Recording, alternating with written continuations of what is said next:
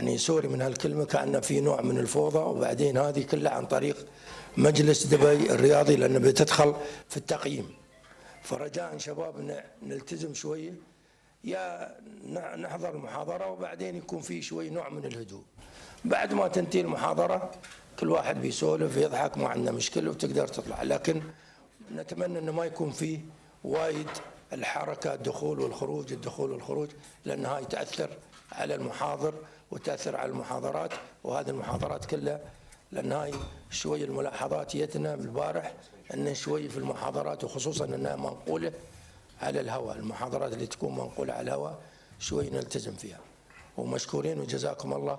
وبعدين نحن أول شيء نحييكم على الحضور، وأنتم ما شاء الله تجون من الصباح، فنرجو إن شاء الله بس التقييد وشكرا. Thank you. Thank you. Yes.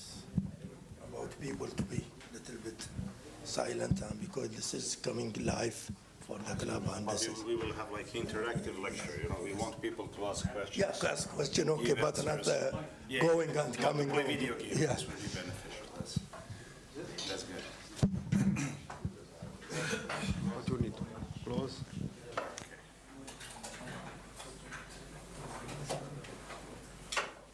So we can start. Good morning to everybody. For the ones who doesn't know, my name is Dr. Tomislav. I'm a head doctor of the first team, and more than just the first team. And I was asked just to do a little bit of lecture about injury prevention in football for the general population. So it's not intended for the medical personnel. It's a little bit supposed to be for the players, for the coaches, for the strength and performance coaches, and some of the medical stuff. Atia is here just to help if needed something to translate in Arabic. So he will stay next to me.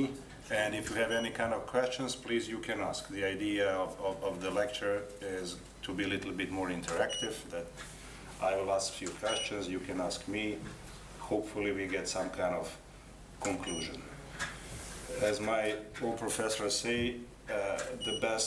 the best presentation is a short presentation, so this one's going to be short. You will not be bored, but hopefully we're going to learn something from it. Okay. So just to see how many of people are here not from the medical stuff. If you can just put your hands up. Very good. So how many people are not from any of the players here? We have no players, huh? And physical coaches, Hisham, or the rehabilitation physical part 1, 2, another, sorry, I didn't say 2, yes. And the coaches? Yes. 1, 2, 3, good. A lot of coaches. Coaches from school. Okay, it's very nice. Yeah, so we can ask questions. So we're going to discuss. Angelo, you're not a coach, yes. Technical director at the school. Very nice, very nice. Okay. No, but it's idea just to talk a little bit about, you know, injury prevention and how can we integrate this part inside and what is injury prevention. At the end of the lecture, I'm going to show you something that we did for the first team football to the best of our abilities, you know, what kind of protocol and program we did. But always the question how to implement those ideas in everyday work. Okay, so then we can start. Come, no problem. So when we talk about injury prevention, does anybody has idea what injury prevention should be made of? What would be like, what is the most important part of injury prevention? Any ideas? Let me say from the coaches. If somebody from the coaches would say, what do you think, what is important in injury prevention? How can we prevent injuries? If you want, you can ask in Arabic. اوكي، هو الدكتور بيسأل دلوقتي يعني ايه الانجري بريفنشن، ازاي اقدر امنع الاصابه، او يعني ايه معنى ايه امنع الاصابه، ازاي من وجهه نظرك ككابتن؟ Do a lot of exercise to prepare the body for not take injury. Excellent. So you exercises or anything to elevate the fitness level of the players to minimize the injuries. This is good. Good recovery after games. Excellent. Recovery is integral part of the training. So you train and you recover to be able to train more. Excellent.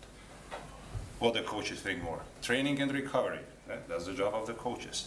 Anything else? Time management of the exercise or of the series of session to Excellent. Load management. So do you train 5 minutes, 5 hours, every day, every second day? When is the rest? It's integral part. And how you measure this, also good. number of game and Yeah, this is all part of the load. Yes, this is the part of the federation. This is what you see a lot of fighting in Europe. Food and the rest also. That's the part of the recovery. So yes, you need to recover with rest, with a good food, possibly supplements if needed. So this is also an integral part. Excellent. Something else from the coaches? So the coaches, they understand what? warm up. Warm up. Excellent, because if you don't prepare the body, the risk of injury is increased. We will get to those slides. So you said everything what is in slides. Something else? Good. So people have idea what should be done to prevent injuries. From the medical department, what do you think? Anything left? Starting from the pre-season BCMA, I think we have to do it. Sorry? Pre-season BCMA. Okay, this is the screening part. Yes. Let's try to detect something before it happens from the medical side. Excellent. Something else? Administration, Captain or somebody else. What administration can do to prevent injuries? I think facility and facility and equipment. yes. Excellent. Good one. Excellent. Facility when you have everything. It's Excellent. like gym to prepare Gym. gym If the physios need machines or something, then also vitamins, everything. supplement. Yeah. So if we talk about recovery and food, somebody needs to buy food and recovery part. Yeah, good. So, Player equipment. excellent. If you have protective equipment that protects you from injuries, this is preventing injuries. If you don't have equipment, something else will happen. Yes. Football pitch, Yes. quality of the football pitch. If we talk about football, yeah. If we talk about One of the indoor important sports, thing, football pitch, yes. yes. Also football shoes and so on and so on. So we do have some kind of general idea what we need to do and how the prevention goes, okay? So why we say, why injuries matter? Why we talk about preventing injuries and injuries? Who cares about injuries? The coach, The coach, good, the club. excellent. Who else? Who else is always worried about the injuries and complaining about the injuries? The parent. Parents, of course. Also the fans. Fans, excellent. When they, you're right. Twitter, everybody afraid of Twitter today, but it's the most powerful weapon. Twitter, that's why I don't have it. But I think also the doctor who's for the face team or for the doctor or the... And physios who do the most of the work, yes. Because he's worried when they are hurt, they will... Yes, they want to have day off like everybody else, but they have to come. They want to have summer off like everybody, they have to stay. Today it's day off for the first team, but they have to be here. So yes, also the medical stuff, but of course the player himself, Yeah, the player. he is the one going crazy. The first things is the player. He have to be... Player, the coach, especially if it's a good player, yes. The club itself, because they're losing results. Fans are complaining, oh, Fede is not playing, we're gonna lose again, or Today Dr. Nick is not playing, or whoever. I say today Dr. Mutsraf will not playing, so it will be... And then the medical department, who needs to come on the days off, on the weekends off, on everything off, who has to go check, double check something and so on. Yeah, that's the idea, okay? So everybody who is involved, that's why we talk about the injuries. Because what is the most important in sport? We are here in the club to do what? To enjoy, to have friends, or to work. not only to work. You can work anywhere. In Fly Emirates, people work. Yeah, we are here to win games, to win trophies. Coach doesn't win, khalas, he goes away. His player, goodbye. So if you don't win trophies, all of this is for nothing. Okay, so idea is to perform, to be better, to win something. When you win, everybody's happy. And financial department gives something, and the coaches get something, new contracts, even equipment medical comes after winning something. Yeah. So it's important, okay? When we talk about the injuries, what type of the injuries we have? Which I put just general classification for everybody to understand. Except this, we usually divide injuries into the overuse injuries and direct trauma injuries. Okay, so the injuries can happen because somebody kicks you strongly, somebody tackles you, breaks your leg. This is something we call direct injury or trauma injury that happens in one moment. The rest of the injuries are overuse injuries. So this means that the injury happens over the course of time. So the body is weak, the muscle is weaker, or the tendon or the bone, and then gets to the level of the risk that injury can happen very easy. Okay. Also, we can say that we have injuries, we can divide them in chronic and acute. So the acute injury is something that happens in this moment. So the overuse injury can become acute injury because the player is overloaded or overused, but the injury happens in one moment. So we will say it's acute. But we also have chronic injuries. So most of you who works, especially with the senior teams or like this, you have a lot of players who are having the same problem over and over for years and years, and then it's the question how to help with this part and for him to perform. Yes. What is the biggest problem in academy, in your opinion, regarding the overuse injuries? We're not going to talk about direct injuries, trauma injuries, because this is not something that we can prevent. We cannot prevent that tomorrow on the game somebody tackles your player and break his leg. There is no preparation for this. There is no prevention of this. Okay, maybe if somebody from the federation is here, of the referees, maybe they can prevent a little bit with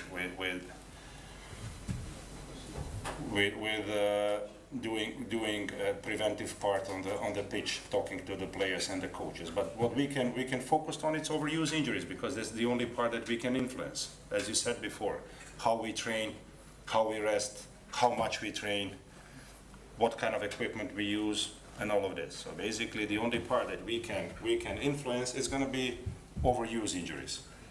In academy, what do you think? What is the biggest overuse problem? What type of injuries, from the perspective of the coaches or the management, happens? What do you think? Sometimes I think, doctor, if you have player and he play in different teams, like he's under 16, and after 2 days he will play with 17, then he will go back.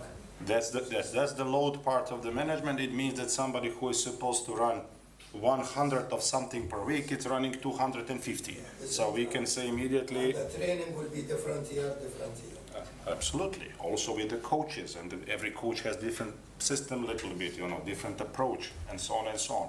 That's the part of the load management, which can be just separate presentation for itself, which would be good for everybody. But what do you think, which type of the injuries from the overuse usually happens to you in academy with the young kids? Is it usually... ترانسليت. You can translate. هو الدكتور بيسأل عن انواع الاصابه اللي هي بتنتج عن الاوفر يوز، اللي انتوا ايه اكتر حاجه انتوا بتحصل عندكم في الاكاديميه وشايفين ان هي اصابات يعني ناتجه عن الاوفر يوز؟ ايه اكتر نوع من الاصابات دي انتوا شايفينه؟ اذا كان نوع عضلي او نوع شيء او بالظبط؟ عضله الضم. لا دكتور. الدكتور. Adductor, like a muscle injuries, yes? muscle injuries, yes. Yes. So يعني هو نوع عضلي. الاصابات العضليه هي اكتر. الرباط الصليبي بعد في الاكاديميه. ACL, patellar tendinopathy. Okay. Yes. From what? Well, in the medical department, from the academies. Yeah. Okay. So the growing child has different things, like you have these muscle attachments. They are growing fast, so they have like some specific points, Yes, it's definitely it's visible that lately we have with the children we have like injuries like with senior teams. Tendons, big muscle injuries, which should be a little bit maybe minimized. We need to see how. But in academy, usually the problems are based on growing bones and growing muscles, and they have overused and overloaded that part. And we have a lot of examples. So it's up to 70% of our patients so when the doctors are checking, they have different information, because information to the coach and to the doctors, it's always different. Yeah, doctors only sees when the patient cannot play anymore, and the coach sees him every day, and the coach needs to decide, is he complaining for nothing or he's being too soft and we need to teach him to be a little bit stronger. So it has to be a little bit of balance. You cannot stop everybody who says I feel a little bit of something, but again you cannot push everybody who feels something, and then when the problem comes, nobody wants to be responsible. Yeah, that's it in the academy. And in the senior teams, usually we do not have so many apophysitis and these other things, you know, and they basically have to play with some kind of injuries. Even we have stress fractures and people are playing, so the bones are breaking because of the overload. The muscles are breaking from the overload. What do you think? Is it possible to prevent some of these things or not? That's the question. That's why we are talking now. So even in the first team now we have players who have broken bones and playing. السؤال دلوقتي هل نقدر ان احنا نمنع الاصابات اللي هي الناتجه عن اوفرلود ديت ولا لا في We الاكاديميه have players نقدر who نمنع are حاجه زي ديت او لا؟ playing with or after the tendon ruptures. نقدر نمنع حتى بعد ما يحصل الربط في التندون او قطع كامل We have players playing for 2 years with the chronic problems that we need to compensate with some kind of orthotics or insoles and everything. في لاعبين بيلعبوا كوره بقى لهم اكتر من سنتين تقريبا عندهم مشاكل وهم بيكمبنسيت او بيحلوا المشاكل اللي هي عندهم المشاكل الطبيه دي بحاجه ثانيه زي ان هو يلبس مثلا اورثوتكس في الشوز بتاعه او حاجات معوضه عشان خاطر تمنع الاصابه دي. Yes. So you need to understand that the human body, it's like any other material, you know, it has a breaking point. So you can push the body to the certain level until it breaks.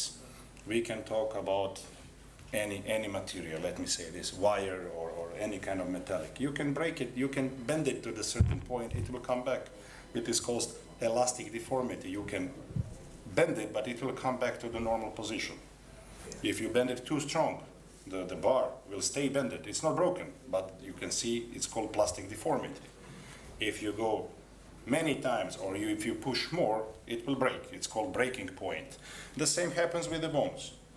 The same happens with the bones in academies. So you have a lot of examples of the kids with the problem of the stress fracture of the L4, L5 pedicles, okay? This is when you lose them for 3, 4, 5 months. Because if it goes more, then they will have serious problem for the rest of the life. جسم الانسان زي اي ماده ممكن تتعامل معاها ممكن ليه حد معين او ليميت معين بعد الليميت ده ممكن لا قدر الله يحصل فيه اللي هو الاصابه او الكسر او اصابه خطيره. على المثال اللي الدكتور بيذكره اللي هو العظام في الاكاديميه في اكتر من حاله تعرض ليها على مستوى فقرات بتاع فقرات الظهر القطنيه خصوصا اللي هو الستريس اديما على مستوى الفقره الرابعه والفقره الخامسه. Yes. So every tissue has a breaking point, elastic part, like any other material. Now the question is, how can we balance this and then get the benefits from a lot of training that they get better, okay? But also not to push too much and get injuries. دلوقتي السؤال ان انا ازاي استفيد من كميه التمارين اللي انا بعملها حتى لو كانت كتيره بس في نفس الوقت برضو ان انا ما اتعرضش او ما اعرضش لاعب بتاع الاصابات. And to protect the coaches from the medical department and from the management and like this, it is much easier in individual sports than in a group sports. This is probably for everybody should be understandable. If you have a swimmer or tennis player or somebody in the individual sport, it's much easier to create the training to optimize everything for him. Okay, because you work one-on-one, everything is optimum. When you have to work with 25, 30 people, you need to do the training for everybody at the same time. So most probably somebody is going to be overused or overtrained. One part is going to be undertrained. They can do more. But majority of the players will have like some kind of optimum training. And then it's only the questions how to manage all of this, how to those guys who are undertrained, that you do extra training with them, and the ones who are overtrained to recognize it in time and to balance the load in the next upcoming days. This is one of the ways how can we do it. It's not an easy job.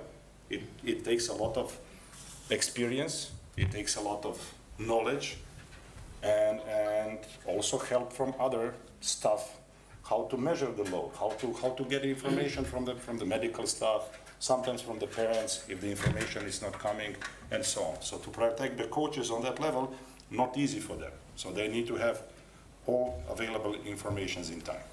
اوكي دلوقتي عشان خاطر نقدر نحمي الاستاف اللي شغال مع الفريق سواء المدربين او الاخصائيين او حتى اي حد شغال مع الفريق ده لازم نعمل حاجه اسمها بالانس في التمرين نفسه بمعنى ان عندي مثلا من 25 ل 30 لاعب في الفريق الواحد ممكن تلاقي لاعب من ضمن ال 25 وصل للاوبتيمال ليفل بتاعه، هو خلاص يعني خد التمرين بمستوى كامل ومتشبع من التمرين، ولاعب تاني مش يعني لسه ما وصلش للاوبتيمال. ده بتختلف من لاعب للاعب تاني. فالفكره كلها ان احنا لازم نعمل بالانس ما بين اللاعبين نفسهم عشان خاطر الكل يطلع مستفيد من التمرين وما يحصلش اصابات، وبالتالي احنا كده بنحمي الستاف اللي شغال مع الفريق، سواء كان الستاف ده ميديكال او الستاف ده كان تكنيكال او اي حد تاني. And that's why Jurgen Klopp is worried here, you know. He's thinking how to minimize the number of the injuries and optimize the training. He wants the team to be strong, fast, better than everybody else, but he wants to play with the best players, not only with 2 or 3 of the best of them, okay? So when we talk about this, how are we going to prevent the injuries? So what we talked in the beginning, it's basically what's on this slide here, okay? So we talked about basically 95% of everything we have from the coaches. So the coaches already know. So we said warm-up programs. Now the question is, what kind of warm-up programs do we have? Is it something that we do systematically on the same level that we can measure the results from team to team, or each one it's different? That's something that maybe can be done on a level of the club to have something systematically. And then if you have systematically, then you can measure the results. Is it good or not? Because then you learn. If it's good, you need to change. If it's good, then you continue. If it's bad, you have to change something. And then you can, from the informations, you can follow around and you can adapt, which is very important. اول شيء اتكلم عليه المدربين دلوقتي بالنسبه للتمرين كان الاحماء. 95% من المدربين اتكلموا ان او 95% منكم عارفين ان الاحماء هو الشيء الوحيد اللي تقدر تتحكم فيه. فهل في شيء دلوقتي يعني او نظام احنا ماشيين عليه الورم اب الكل ماشي عليه فبالتالي نقدر نحكم على نتائج ولا ما فيش؟ هي دي الفكره. So for me it's important that if we do something as a club that we do it on the same level with the same idea. Just not to overstretch the lecture. Somebody also from the coaches says strength and conditioning part. Yes, the more strong and more fit the players are, the level of injury is less. So prevention of injury, it's integral part of the strength and conditioning. So it's together. You cannot divide it. I had one question maybe like 2 weeks ago that performance and strengthening it's one part and prevention it's medical part. And then I had to explain that it's completely opposite. It is completely together. It's completely together. And that's why in most of the clubs, the people who are in charge are strength and performance or sports scientists now. So this is usually strength and performance or physical coaches who are educated, like collecting data, doing some kind of tests, communicating between the medical department and the coach staff, just to implement all of this. Because idea is not to do preventive exercises or whatever without knowledge of the coach. If Mohamed Salah or Attia here, they decide to prevent injury of a doctor and they think they need to strengthen the doctor muscle and they will do it when they want, how they want, and you as a coach decide to do a strong training at the same day, absolutely you're increasing possibility of the injury. So it has to be completely communication, and today in a high-level sports club, that's the middleman. The middle part is sports science today, okay? I know that we don't have this, so basically the coach and the staff of the coach has to work with the medical department together regarding this kind of things.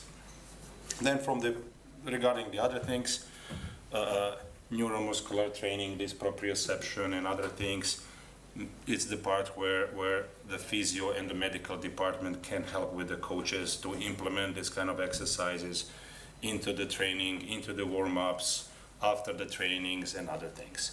Multidisciplinary approach and the framework, where I say the framework for prevention you have now, even if you go on FIFA web pages, you will find something like FIFA 11 plus, you know, even you have ideas of the FIFA, how should something be done. Oh, sorry, if are we using this or not, it depends on us. Are we happy with this or we have better idea? Again, depends on us. In the first team, we are not following this because we have more people, we have more equipment, we have everything on a different level. Maybe in academies would be easier maybe to just use one of those modalities that are already available on the net, okay? From the technology, again, if you have GPS, if you can monitor the load, it's a big difference than if it's just your opinion, you know? Is Nislav sprinting 300 meters on today's game or 25? So it should be some kind of objective opinion. So if you can measure the load, if you can see how much of high-speed running, sprinting part, aerobic part of the exercises, it's how the coach then can decide what kind of training is going to be tomorrow. Again, for this you need technology. You need technology to understand is player tired or not. How are you going to decide it? Again, there is a technology that can help you. One way is to ask the player and to trust him. Another way is to have some kind of objective measurement, how to see is there a problem or not problem. So that's why Mohammed will look now for the CK machine, so you can get to the level that you can detect from the blood how much somebody is tired. Are you doing lactates? Are you doing creatine kinase and this kind of thing, just to have an idea how much somebody is tired and how to balance between the training and the rest. The rest and the recovery, as we said, it's integral part of the training. Don't forget, because many times people forget about this part, because they think if you train more and more hard, it's going to be better for everybody. But yes, up to one moment, until the breaking point, as we said. In the recovery part, you can again include supplements, good food, good diet, good sleep, again, some kind of technology. Is it cold immersion, like Ronaldo likes to be in the cold swimming pool? Is it massage part, like Angela is here and other guys? Is it Normatex, lymphatic drainage? You know, so you have a lot of options what to do in the recovery part. It is sometimes even expensive. The benefits are questionable for some things, for some not, but in a high level sport, every small thing matters, okay? And then what we said before, that group and individual approach. So idea of any kind of preventive things that we just put here on the slide, it has to be integrated in the group sports. Individual sports, they have everything balanced, and that's why they have less injuries. And performance level is better. But everything is based on one player. Idea of the group sports like basketball, volleyball, handball, football is how to make the player faster and stronger and to have less injuries. But with the training that you have 1.5 hours per day. That's always the question. So we need to have a little bit more individual approach with the group together. Yeah, I will show you some examples how we did for the first team. But as a part of the prevention from the side of the exercise coaches or the coaches, they have one part. Warm-up, it's a part of the prevention. Inside of the warm-up, again, you can include some individual things. If you know that some players, I will not talk about the first team football. This part we do individually even before the warm-up. But if you have players or 3-4 players with some kind of individual problems that you already know that the chance of injury is higher, in the group warm-up, each one of them should have some kind of little bit of individual approach, what to warm up a little bit more. If you know that somebody has a knee problem, then you will tell them in the last 5 minutes of the warm-up, now you guys with your individual problems do your individual setup, okay? So if somebody needs to do a little bit more for the lower back, if somebody needs to do for the ankle. So all of this part, this would be like little bit of individual approach in the group sports, okay? Also like in strength and performance. If you have somebody who can run much more and the training was easy for him, the coach will tell him on the side and he will do high-speed running a little bit more. The same with the injuries. If somebody has some kind of problem, then you will do a little bit of individual approach. The same goes with the recovery. The same goes with nutrition. Some players need more time to recover. Don't forget about this. It's evidence-based that the black player, the black players, they need more time to recover for the muscles after intensive workout. They tend to be more muscular and everything, and they need a little bit more time to recover. So it has to be also considered in one moment. As the Captain Andres say, the load management, if you play for 1, 2, 3, 4 teams at the same time, and usually, mostly are hurt the best players. The worst players are not playing in 2, 3 teams in the national team. They just sit on the bench in under 15. But the good ones is playing for under 17 and 16 and 15 and the national team, and we need him all the time. Understand? So that's what we saw little bit of problems, but it is what it is. You have any kind of questions about this part? Do you think something else should be involved of this in a preventive part? أي أسئلة يا شباب؟ Coach, we a lot of coach here from the school. Good. Work in the school under 12 years. So for us, we don't have a lot of injury. But Which is normal. Which is normal, yes. It's normal because the flexibility of the muscle and the articulation and everything. But we must do a lot of things to prepare this player because we are in development. Yes. For you, what's the best thing to make in the school for us and Education, the most important part in education of the staff and the players, definitely. So, because maybe for the warm-up, I think under 12 years, we don't need a lot of warm-up because the player is already... it's always different, yes. So every team has some kind of specific but we points. need to work a lot of proprioception, a lot of flexibility, a lot of... Many things like this. We make coordination balance, but you, if you have idea, can you give us more? This is what I said. This is this point 4, what we put here, framework for prevention. So already there is available many setups online like this, and FIFA is recommending. We will get to this point just in 1 or 2 slides again. So we talk about the load management, and we discuss about load management now. In my opinion, it's one of the most important part. You need to know that when you do a training session with under 12 or under 10 or under 16, the training itself, it's already doing a lot of things. They get stronger during the training, yeah? They get better fitness during the training. Neuromuscular balance when they change directions, when they jump. All of this, it's a part of preparation for the game. Okay, so that's already integral part. With the kids, you can even load them a little bit more. It's not, when is the last time you heard that somebody who is 8, 9, 10 have hamstring injury, or very rare. Okay, so they can, adaptation for them, it's much different. But when you get to the over 12 to 14, when they have like this growth spurt, then many problems can happen. Then it has to be different type of trainings for them. Okay. What you think more another point, because we know the children, it can recover speed and tired speed. So, because sometimes my coach said to me when we play a game or something, he tell me tomorrow I will make recovery. I tell him they don't need the player because the young recover speed. Yep. This is not even the medical point. This is something that they teach coaches and you in your universities. You know, this is optimization of the trainings, recovery, yes, microcycles, macrocycles, and like this. So this is something that, and the science change. In one moment you do like this. After 10 years, when you collect data, it's different. You know, in a senior sport, as we say, recovery is integral part. I don't think that children should do only 1.5 hours per day exercises. They can do much more.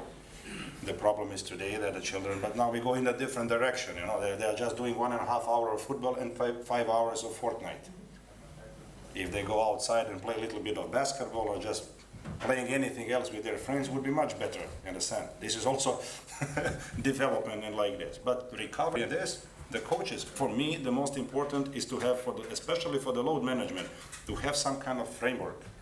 We start to collect data from this year, I think, not for the indoor, but for football. We are collecting data about injuries. So every day, if somebody is absent from the training due to medical reason, he is sick, he is injured, we just collect these data, okay? And then at the end of the year or the mid-season, we can say, okay, we have too many, or we are good, we don't have to change a lot. So when you have the data, then you can decide what to do. Maybe the coaches are right and you are wrong. Maybe it's opposite. Maybe you're right, they're wrong. But at the end, you need data to make decisions like this. But recommendations are always there. We can listen to the recommendations, but it's also somebody's opinion. So we always want to be a little bit better. If UEFA is saying or FIFA saying like this, and everybody follows the same recommendations, it's like, we want to be better. Let's do a little bit different. Every club is doing like this. So, but for the children, as we say, we can go to the next slide. Just go for the FIFA 11 example. And it tells you what you can do. How some kind of warm-up or whatever are you doing should look in everyday life for the football. But it can be implemented in other sports. So you need to, if you don't know how to warm up, they say, like here, running 8 minutes to warm up the body. FIFA 11, Yeah, so it's, yes, so you can decide to run 10 minutes. because it's, I don't know, it's cold outside and I think we need more time, okay?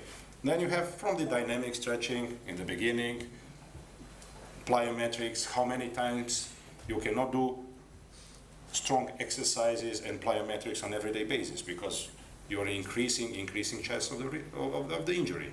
So those strong exercises, you need more time to recover. So how to implement and when to implement. They say 2 times per week.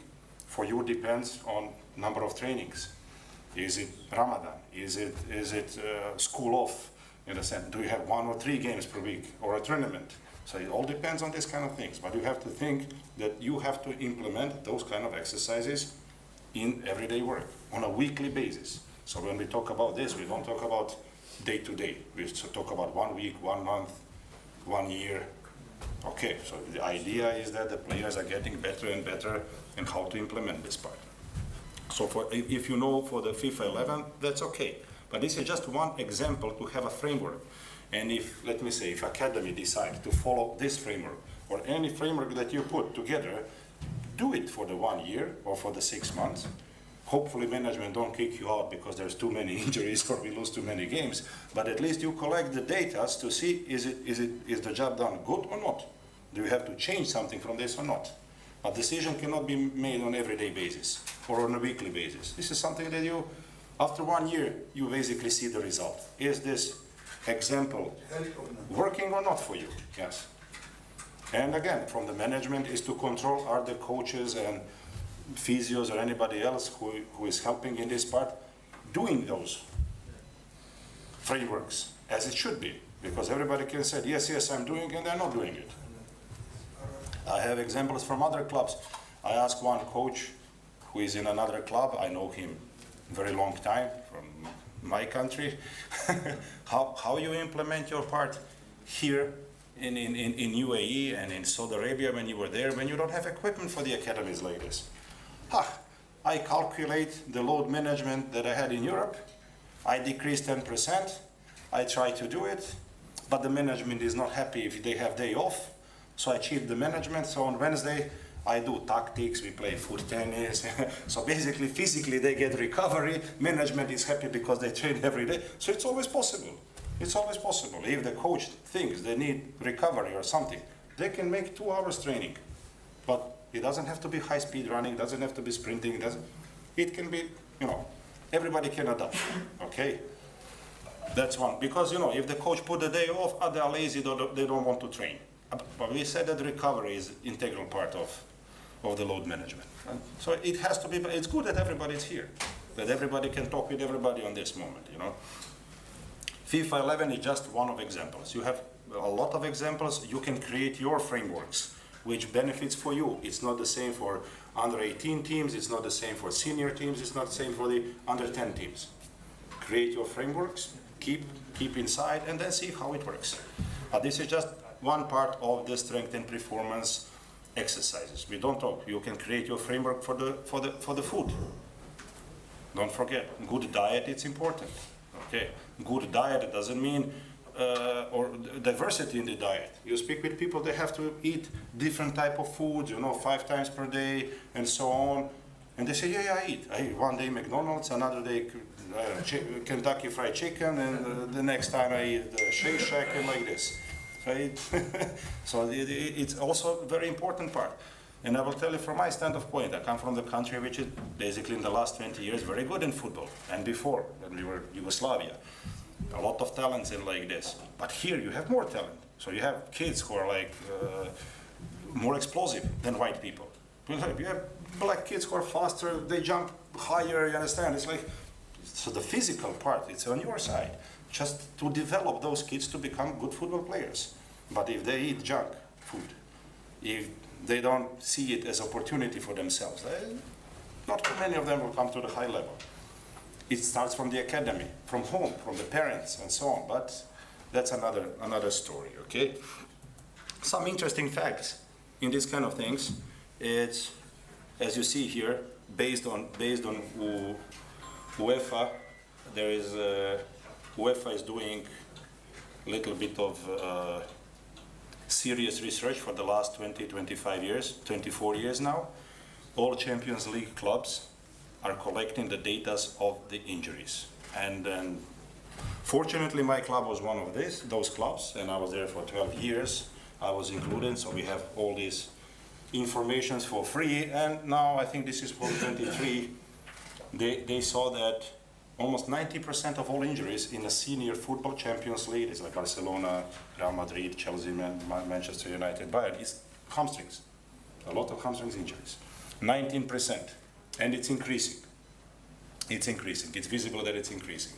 So from 2002 until 2022, that's basically 20 years, it's increased in 100%.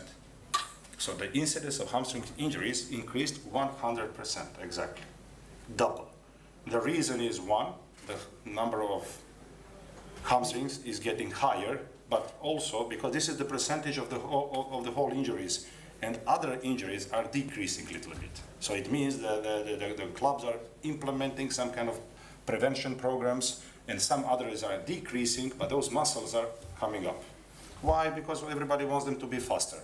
Everybody wants to do a new type of coaching and training where they're going to be a little bit faster than another team. And then when you get to this point, also you're taking a little bit more risk. Interesting fact that basically if you have a squad of 25 players, you will have 2 injuries per player on average. Every player will have 2 injuries per season. So this is all injuries included. I don't say only ACL and hamstring or tendon. But on average, some player will have 4 or 5 injuries, somebody will have 0, maybe. But on average, you will have, each player will have 2 injuries per season. Again, this is for the senior team. Okay, this is not for the academies. So you see how it happens, okay? And that's 10 times, almost 10 times, a little bit less than 10 times, incidence of getting injury. Incidence is, we can translate it as a possibility to get injury, okay? Is almost 10 times higher during the game than during the training. Why do you think it's so?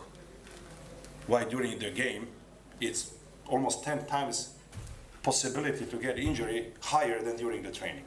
إمكانية حدوث الإصابة في المباراة ليه بتكون 10 مرات أكتر من. So this is not my opinion, it's statistics. So they are collecting data and they have this.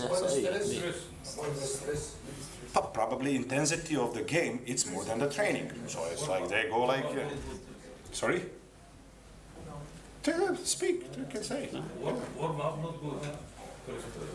Maybe warm up not good. This is another question. Intensity of the game and challenge of the game.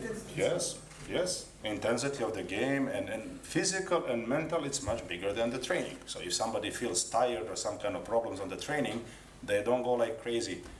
In sprint, they will slow down. They will report something. On the game, not possible. So they will go. Intensity of the duel between players. Also, yes, on the trainings you try to be a little bit protective. On the games, you teach them to be aggressive. You don't need a player who, when he sees your opponent player, that he jumps. You want him to take the kick. You want him to take the penalty, yes. So you are basically even encouraging these kind of things. Yes, this is all. Is it warm-up bad? So maybe some people think the warm-up should be better. Also possible. The football become more explosive. A lot of high intensity of sprint. Yes. If you check the football World Cup 20 years ago and now, just check the numbers. You don't have to check, just see how many people are running and how many people were walking before. Also like this, yeah. So the number of the injuries is basically increased during the games. During the warm-up and like this, I also come from indoor sports, not only from the football, but for me the football is specific because, and probably for everybody from indoor, it's probably the only sport that you see that only 11 players are warming up and the rest of the team are joking on the side. Yes. I don't know. In handball, they all warm up together. In basketball, they all warm up together. In volleyball, they all warm up together. In water polo, everybody together. So we've seen even in the first team that somebody gets injured in the second minute, and then you don't have warm-up player to enter inside. And then they're asking the player to stay inside 5 minutes more with injury until another one warms up. So you have one player less on the pitch or less quality. Yeah, but this is, I know, this is idea of the football for a long time like this. I remember they try to implement every 15 minutes, 3 players warm up, they come back. And now they stopped. I talk with coaches sometimes, but it's like not, when I ask these kind of questions, they don't like it. But this is also make injured for player, 15-minute warm-up. Yeah, but you have a ready player if somebody gets injured. If you have 11 players playing the game and somebody gets injured and you need substitute inside, what are you gonna do then? Put unwarmed player? Not a one-one, but I think, my personal opinion, maybe I'm really wrong, I think this is disturbing for the players a lot, and they complain. But, you know, why I have to warm up, he will not even put me inside. You understand? when you go for warm-up, he will not make it. That's the point. But we have many examples of the first team. In the last 5 years since I've been here, that the player comes in, even my first game when I arrived here, Emiliano, I remember, it was like this. Yeah, he came inside after Nagby get some head injury, palm inside, after 1 minute, up, hamstring, because he was not warm up, you understand? It's like, yeah, but this is not in our club. The whole football is doing like this now, so I'm asking myself question because other sports do not do like this, you know, so it's a little bit different. Yeah, so when we talk about recommendations and like this, we speak about some kind of exercises, getting stronger, getting better fitness level and all of this. Whatever physical coaches are doing, they will do a lot. But it just has to be integral part of the coaches. Okay, so physical coach cannot do what he wants and then expecting for the football coach to adopt. It has to be football coach needs to do his part. Okay, he needs to do his part of what kind of training is going to be, and then the physical coaches have to adapt to make the best of everything else. Okay, for my side, when we say call to action that we need to do something, okay, yes, we need to warm up, we need to have, I see Mislav is checking the new gym equipment here, and like this, food, nutrition, supplements, all of this is integral part. That's why it's good to have the management, if they see it like this, to support this idea, okay, more, you know, so it's like, for me, it's a very important, it's a teamwork. If the coach himself will decide to do something on one way and the physio is another way, physical coach is on another way, it will not work. So it's a teamwork where everybody had, and maybe we don't find a solution or we don't have the same ideas at the same time. But it's better to talk, to sit together and try to find solution. Maybe there is no money from your side for supplements and food. This year. We need this gym. Yeah, but nobody's from financial department is here. But they say we don't have money.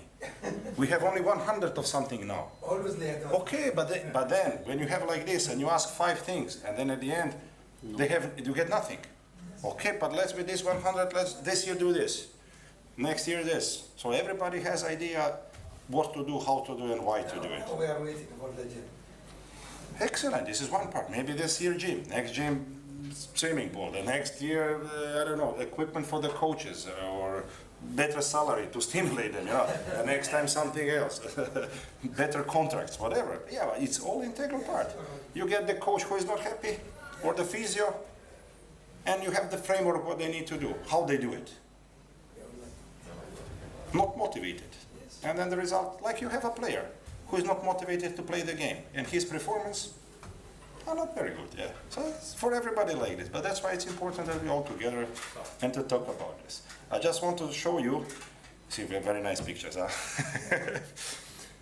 Thank you for this part. I just want to show you quickly how we did it for the first team, and I need somebody, Mr. Samaha was here, just to switch to show you what we did with the first team. Idea, how it should look. 5 minutes, just quickly, it's 120 pages. How we try to individualize prevention part for the players. How we basically measure this is part of the equipment. For the equipment, you need to have money to buy equipment. So we did force plate, force frames, testings. So all the muscles we test, what is the strength of the muscles. We test flexibility of the joints and the muscles, okay? We put inside history of injuries of the players, previous surgeries of the players, fitness level of the players in this moment, blood test to see is somebody lacking vitamin D. Dr. Raul is here, he put a request. So we are all working together in some moments, and when you collect all of these data, then you can do some kind of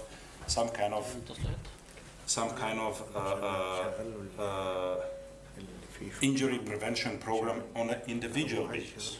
So what we say here, not easy for you because most of the things you do as a group. When you have more people, more equipment, or people who have a little bit more experience working with those new technologies, then you can go a little bit more individual. And when you collect all these data, it's always question at the end, who's gonna implement this now? If this player has to do 1, 2, 3, 4, 5, 6, 7, 8, 9, who's gonna control this? Do we have people with a good knowledge and expertise to do it? Do we have enough people to do it for everybody? That's the question always. Who's gonna do it? How we gonna do it? So that's a very important part. Many times we collect a lot of data, many clubs to show different colors, pictures, graphs, whatever, but nothing happens after this. We did this, we made blood tests, we made this, we made this, and then it's not implemented in everyday's work. So somebody has to do it. It doesn't have to look only good for the management and for everybody or for some kind of lecture. It has to be done on everybody. It has to be implemented at the end. And it has to be measured by the results. If the results are good, we continue this way. If they are not good, let's change something. This is basically a learning curve. What do you put? Men's health. There was the one of the first team. They put it here. You will send it like this. No, I sent here. He tell me on desktop. On the desktop? Yeah, this, doctor?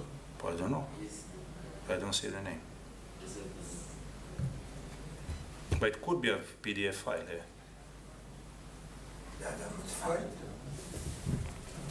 It should be on the laptop here, no? What is this here? What is here? But here it is, look. Yeah. Come. Yasser. Okay. Good. Yasser is okay. Everybody's okay. Sometimes, even me. شوف الاسم ما شاء الله هو. اوكي خلاص. Just for you to have an example, our youngest physio of the team, he put a lot of effort just to put all the data together. But basically everything was done together. So from the doctor side, from the physical coach side, from the, how we call Hector, sports and performance guy, because he's not the physical coach of the coach, he is not part of the medic, he is now this in between part who should basically connect all of us together and monitor all of this, okay? Just for you to see. So again, database, it's very important for us. We need to know how many injuries we have and why. We don't have to blame anybody. It can happen by something bad luck. You understand? You cannot influence something sometimes, you know? You have a final game. You need to win. Let's put injured players inside. And this is many times people asking me, I will ask Mislav. I didn't see Mislav for a few days. What is my answer when somebody asks, can this player play? What I usually say? Everybody can play. But no problem with me. Everybody can play. One leg. If the coach thinks that this player will help him hopping on one leg, put him inside to play. He can play. I will only say no for people who can die. So everybody can play on a certain level. If you are happy with your player being on 75% and the risk involved, it gives you big benefit. You win the championship. And he will not die, or he will not have very big injury that his parents or the management will complain. But you will use it like this. We use it in a senior team a lot. But academy is a little bit different. We have these children, and they have parents. So you're not training only kids. You have their parents too. It's the same in the medicine with us. Training the parents also. Yeah, we too. We treat the parents too, not only children. So it goes like this, many times. So just as an idea, everybody can play in a level like this. Just do you have benefits from this or not? Yeah, it's like this, and that's why the coaches. How we do in the first team? It's easy to do in academies. We sit together. Coach have his idea. Coach lose 3-4 games. Goodbye. He's ready to break 5 players just to keep his contract. The management has idea also. If I have to win, maybe yes, maybe not. Maybe this is the future of the club. We are not willing to risk him in under 16. We want him to play for the first team tomorrow, in 2 years.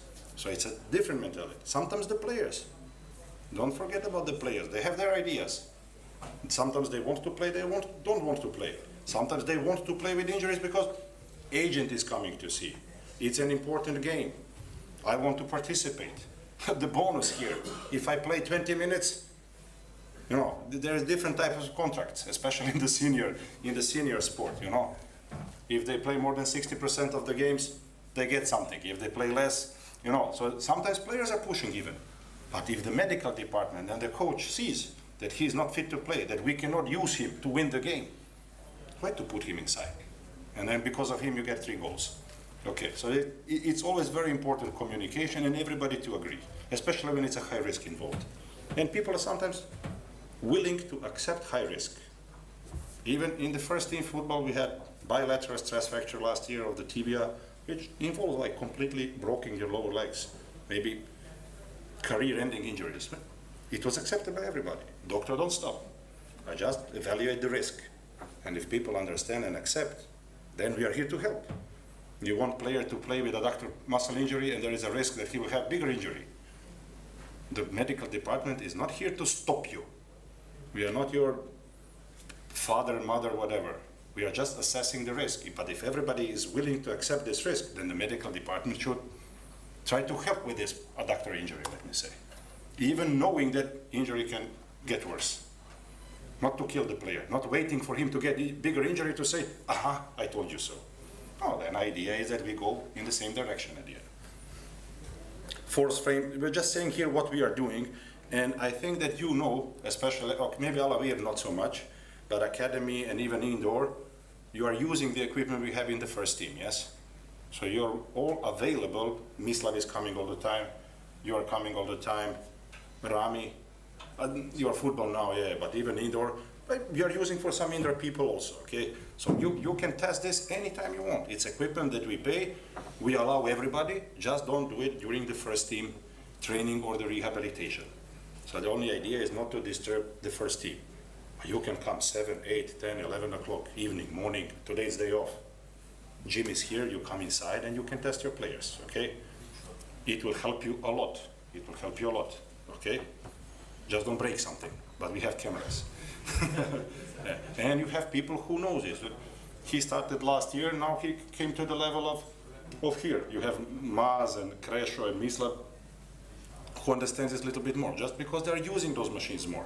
So you are free to use and implement in your work. Don't come here to do the test to show that you are doing tests and then nothing changes after this. You kill your time, players' time, and damage the equipment. But if you're going to implement it everyday work, do it. So everybody is welcome for this part. Supplement strategy and like this, it's a little bit question for the management, because it involves a lot of money. Maybe for your academy just to have high level food, you know, food is priority. Don't forget, supplements are supplements, they are supplementing food. Priority is a good food, good meal. So with the kitchen, maybe some nutritionists to be in the club, to make some kind of programs for the kids. Don't forget that most of the local children, younger age, are all vitamin D deficiency, which is very, very important, for your muscles, for your bone growth, for your immunity, even for the recovery of the injuries. It's very, very important. And everybody is deficient or insufficient, like 95%. Okay? So vitamin D you get from the sun, naturally. You get vitamin D from the sun. Okay? Anytime. Here, now it's sun here. You don't need summer. Okay, and the nature adapted to this point. So in the areas where you don't have a lot of sun are white people, because they absorb the sunlight much faster than the black, 5 times faster. So white people, for 10 minutes, they absorb 5 times more vitamin D than the black people. And that's why they live where you don't have a lot of sun. Or they live in the areas where they have food with vitamin D, salmon and like this, north, yes. And it's different for the areas where you have a lot of sun. We are in the area where we have a lot of sun, too much sun. But what we do, we spend time inside. We put Kandora, we put sunscreen. Yeah, so basically you are not getting vitamin D as you should. So the only option for us, or eat the food which is rich with vitamin D, or take the supplements. I would always recommend food, whenever it's possible. Food, not supplements. Then prevention recommendation, as we are saying, I will go quickly through this, because I said it's going to be a quick lecture. How to base your training. And this is recommendations from our side with little bit of consulting the coaches. Saying how should we do the trainings and prevention at the same time, not overloading the players, not disturbing the coach in his load management, okay? When to do it. As we said, you can always do as a group. Individually, we do in the clinic. Range of motion, massage, stretching, for each player individually what they need. What they do after this, they do it in the gym individually what they need. This one has, I don't know, Renan has what he has now. He used to have like a jumper's knee, Mateo Sao have now jumper's knee, another one has adductor problems, groin problem, pubalgia, Achilles tendon. So each one of them is individually doing in the gym some things before they go outside. Outside they do the group warm up. Everybody does the same, okay? Then they do the training. Then after the training they're doing stretching together, okay? And then after the training there is again possibility to do something preventive on an individual basis. For us it's easier because we have more people. For us, for you guys who are in academies with low number of people, and we should have bus drivers here too. And yelling, they need to go, they need to go. Sometimes you cannot do it because everybody needs to go home, okay? So would be good at some, but if you do the recommendations, everybody should adopt. When to do the strong trainings for the strength and performance coaches? Hisham, your rehabilitation, but is anybody of you involved in strength and performance? Or the coaches are doing this by themselves? Academy, you have one coach now, yes? Physical coach. He's not here, yes? No? We don't have strength and performance coaches. And what we talk today, it's mostly should be monitored by strength and performance coaches. How you train, when you train, how much load you put, to consult you coaches. So prevention of injuries, it's mostly strength and conditioning coaches who are doing this sports science. They monitor GPS and the load. They are monitoring how much somebody is tired by asking the players, by taking lactates, creatine kinase, so some kind of objective measurements, you understand? And then giving recommendations to the coach and the physical coach of the team, should they adapt or not. And then the coach can say yes or no. They can accept or not. You can always say no, because their job depends on their results. If they think that you are doing as a strength and performance of the club bad job, and this will influence my result, they don't have to accept, but they have to take the responsibility. Also like with the medical. If we say there is a high risk of injury, but they don't have to accept, like we say, everybody can play. But then you also take the responsibility. You cannot say, I will not listen to you, but I will blame you if something happens. It's not fair, huh? Not correct, yeah. But always open for everybody. Strength and performance, what coaches are saying now, when you have to do those plyometrics that you saw from FIFA, if you want to implement in academies and like this, should be done 3 to 4 days prior the game. So everybody knows who's using a little bit more of gym, even the doctors, okay, bodybuilders and like this, when they do strong trainings, they need at least 3 days recovery, especially of the big muscle groups, before they can do the same load again. So muscles needs to have a long time to recover if you do very strong sessions, okay? And that's why you don't do it 1 day before the game, because you are increasing the chance of this. And then the question is when to do those exercises. If you have games every 7 days, usually it's day 3 or day 4 after the first game, okay? Then again, the question is when to do it, which time, what time of the day. You should do it in the morning, you should do it before the training or after the training. What do you think? Coaches, you have more knowledge about this than physios. What do you think if you need to do strong session? Squats, jumps, plyometrics, lunges. You want your players to be faster and stronger, yes? When would you implement this type of training for them? But in perfect conditions, not here, school. If you have possibility to work here 10 hours per day and the players are available, let me say you're in the senior team, when would you do it? You can translate. اوكي Because that's a big discussion between us and the coaches and physical coaches, you know. لو حضرتك دلوقتي عندك لاعيبه وعايز تعمل لهم برنامج معين عشان خاطر تزود التقويه بتاعتهم وتزود الرينج اوف موشن وتزود الاحمال كامله، امتى تعمل البرنامج ده؟ قبل التمرين، اثناء التمرين، بعد التمرين، في اي وقت من اليوم، الصبح، الظهر، امتى بالظبط؟ As we said, even FIFA plus 11, 11 plus or other recommendations, you cannot do more than 1 or 2 those kind of trainings per week if you play 1 game per week. Yes, because you will overload the players. Your idea is not to break the player. You want the benefits of that kind of training. When would you do it? And we say it's usually morning than before the training. Morning. okay. Why in the morning? And why before the training? Morning, because the body is very he have good rest, ready to work high intensity. And before the training, to prevent the injury. We talk about strong training now. We don't talk about this warm up. No, strong. Yeah, strong training. You make strong training, yes.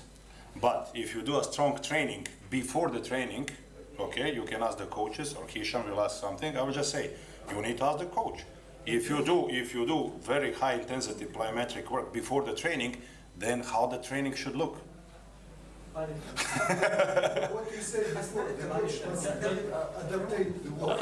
هو السؤال دلوقتي لو انت عايز تعمل تمرين قوي، التمرين القوي ده متحمل يعني في تقويات وفي جيم وفي جامبنج، هتعمله امتى؟ قبل التمرين نفسه ولا بعد التمرين نفسه؟ وبعدين لو عملته قبل التمرين، الشكل التمرين الاساسي بتاعك في اليوم هيبقى شكله عامل ازاي؟ ده هتبقى واحده اساسيه تمرين القوه، هيبقى هو تمرين القوه. ما هيبقى نفس الانتنسيتي بتاعك برضه؟ هو كمل عليك. ما انت مثلا لو شغال في فرقه كبيره مثلا، لو انت جاي من الريكفري انت بتشتغل مثلا اول يوم مثلا ايروبيك، ثاني يوم هتشتغل قوه، ثالث يوم في تحمل سرعه مثلا، هتوصل فتمرين القوه نفسه هيبقى تمرين اساسي موجود في اليوم نفسه. مش نتكلم على قوه، ممكن قوه في الجيم او قوه في الملعب. هيبقى قبل التمرين برضه؟ او واحده اساسيه جوه التمرين نفسه. It will be in parallel with the training. It will be parallel with the training, not. So before the training or as an integral part of the training. Yes. If the training of the day, saying that the one training, the strong training will be just one training. Training. No splitting something or whatever. It's also possible. It's also a part of it's the also a part of You the have training. 2 sessions in the day, like morning and evening or afternoon. How you will do it? I think in the morning will be the high level performance, but in the afternoon it will not be same. But okay, but this is integral part how to adapt the load. Yeah, This is what we are saying like this, yes. This is with the coach and with the. But the coaches are probably already training like this. Probably the coaches don't put the highest intensity training one day before the game. This type of training is usually day 4, day 3 before the game. Okay. التمرين الخفيف ده. Most of them, they don't have 2 sessions. No, I'm not saying that the 2 session it's a perfect option, and I'm not saying it's a good for the academy. It's impossible for the academy. Yeah. We are agreeing with you because when you make your week, you put it in MD, the high intensity. No, but we put this in the morning because medical department, including me and my physios, and some of my physios are also physical coaches. They have 2 universities finished, okay? Recommended like this. Then I also spoke with some physical coaches, you know. Why 2 sessions and why split like this? But before I say my opinion and why we put it like this, Hisham wanted to see, because he's a physical coach at the end, so, and working in academy for a very long time. That's why before we used to have the kids, the matches here in the club, we used to take them directly after the match to the swimming pool. I used to participate in this part, like giving them small kind of games inside the water, like water volleyball, whatever it is, like to give them a quick recovery, and then they go for a rest for 1 day. Second day, they come from the gym, like to give them a strong strengthening and high intensity exercise by the coach. And while I'm participating with them, give them the conditioning, how to do this exercise, how to do that. Okay, so you are consulting coaches how to implement certain framework. Giving me the Excellent. the framework, and then I'm participating with kind of exercise to give them the full conditioning. And second, third day, we used to do the training tactics and techniques and stuff. Yeah, but that's good. But so you had some kind of framework. Then you have to collect the data and to see is this working or not. With a senior team, it's almost impossible to do it because the day after the training, Bamut, they die. You understand? So Recovery, and then one day later on, then we can take. we finished yesterday. What time? No, Salah not here. I came home 1 o'clock. Yeah, but then when they shower, when you drive back, when you get home, you go to sleep 2, 3 o'clock at the end. You understand? And then you put recovery training 10 o'clock in the morning. No, not today. It's off. But you have situations like this because the coaches have this on the schedule because they think it's good like this. But maybe it's good. I have my different opinion. You understand? But it's like this. And then you have the player who sleeps 6 hours or 5 hours or 4 hours to come to do recovery like zombie and then go home again to sleep. Or is it better to let him follow his biology and sleep however he sleeps? Some of them are correct, they go to sleep in time, some of them will go to sleep 7 o'clock, but at least you give them complete recovery. And you can do this in afternoon hours or evening training, because this recovery, it's again in senior sport. It's completely different. It's a biking, little bit, And sometimes it's just for some players to drive and do this for 45 minutes and go back home, more difficult than just stay at home. You understand? But this is something that we are discussing and talking. And also that's why we are saying about this split trainings, when to do it. If you want to do strong plyometrics. So when we talk about this, what is the name of the boy? Armand. So it's a 15-year-old boy who can do squat 140 kilos. Amazing. We don't have anybody in the first team like this. You understand? So you can get this. So if definitely the first team player can do something like this if you train him on a level like this. Yeah, but it's possible for everybody, yes, but it has to be implemented in a different way. So if you had somebody to be stronger, faster, more explosive, they need to have that type of the training. In the senior football, if you want to do this type of the training before the training, because it's easier for everybody, because the players don't complain, you don't have to come extra time, you understand? But then what kind of training you have? Can he do sprints? Can he do high intensity? Because you also want football high intensity to be done. So we think it's better to split. You do one part in the morning, strong session with a gym, then you can rest, then you can eat, and then you can do another training. Because then if we say that body can do 100 of something per day in one training, and you do 101, he will get injury. But if you split this in 2 trainings, and you give him good recovery in between, you can do 120. Yes. So that's why people are doing 2 trainings. That's why we're in the pre-season. Why are we doing 2 trainings in the pre-season? Why not only 1 time? If 1 time it's the best option. So it's the same. It's the same in microcycles like this. But some coaches would like to do it before the training, which in my opinion it's not perfect, but this is physical coach job and they're responsible for the results. For me it's important when we are doing prevention, we like to do prevention for the players also as a part of this type of the training. So if a player has a problem with the knee or with the groin or with the hamstrings, he also needs to do strong trainings of these hamstrings. It cannot be done on everyday basis. It should be implemented with those strong plyometrics. And then we cannot have our idea and do this and then he's broken on the training. So what we do, what Hisham said many times for the last 2-3 years, we do this type of prevention after the training, sometimes even after the game directly. You don't get the benefit of the training like 100%, but you get 80%. He's tired, but he can be 45 minutes in the gym and do good training. Tomorrow is day off, he's recovering. Training is evening time, and already he's coming for that first training who's not going to be high intensity. You can adapt like this, but players don't like it. Yeah. The physios don't like it because it's more work, extra work. They're complaining, but it's possible. That's why we would rather that it's implemented in the morning if possible. Okay. Jose agrees with me. because he's also every morning. So for the medical department, no problem, because we are here from the morning until evening. For everybody else, it's a little bit different. So they have different approach. Time, okay, good. I said it's going to be the short one. Just quickly, pre-training. This is what we say individual part. We do this part, then they go outside, okay? Then they go to the gym individual part. Then they do the group training. Supplements are done for each one of them, okay? What they need to drink before the training. When it's hot, more electrolytes and so on and so on. Not go to the details because it's a special part, okay? Then you have the post-training part, okay? They have the group stretching with the physical coach. Again, they come to the medical department who is doing a little bit of massage, preparing cold water, Normatex, game readies, individual part, what somebody needs, and so on and so on, okay? Again, this is part of the medical stuff, which is not a problem, but it can also be sport science part, okay? Strategy, how we do, how we eat, what we put, why we put, it's a little bit maybe too much, we will not go. And then we basically, all these things that we told you, that we collect for them, previous injuries, previous surgeries, joint mobility problems, strength, muscle strength problems, all of this is incorporated at individual part for every player, and then each player gets instructions what he should do for the rest of 3-4 months before the end of the season.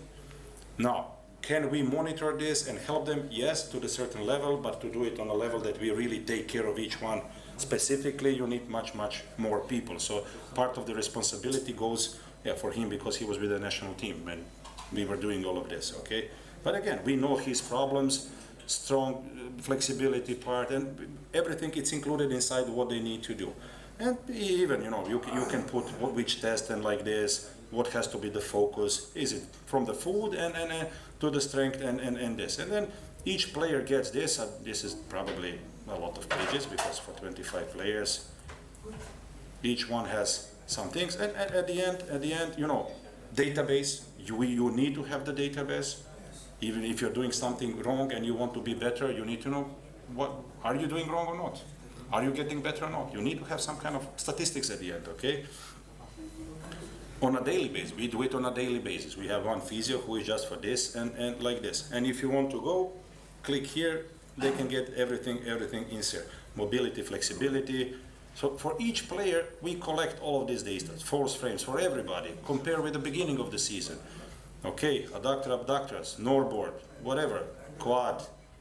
Even for some players, we did isokinetic and so on, just to see that we collect the data, and then what is the most important part, can we implement those data in your training and prevention every day? That's it. They said time is finished, I'm finished, somebody else can come. But if we can do something about it, good. If not, let's fight.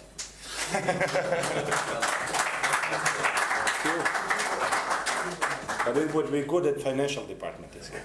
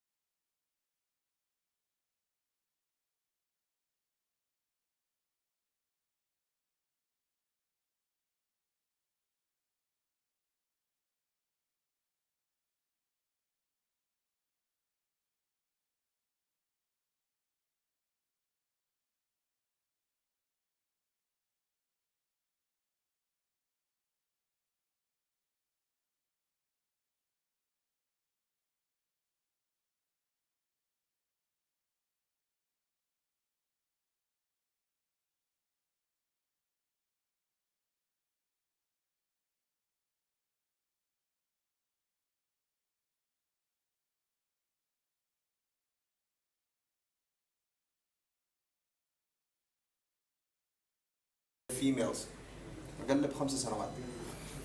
ليه؟ لانه نحن عرضه لامراض اكثر، عرضه لمشاكل صحيه اكثر، وتعاملنا معها قاعد يكون بطريقه غير صحيحه، وما قاعد نكون حريصين على الصحه العامه لشخصنا. فمن بدء المحاضره يعني دي واحده حتكون واحده من الدلائل. دكتور توميسلاف يتكلم عن شغلنا. كل الناس هنا يعني كل الناس كانوا بيتكلم عن الشغل، يعني نتكلم عن انه عن لاعبينا، عن عيانيننا، عن مرضانا، عن لكن ما في كلام عن انفسنا، عن شخصنا هنا. فهنتكلم شويه.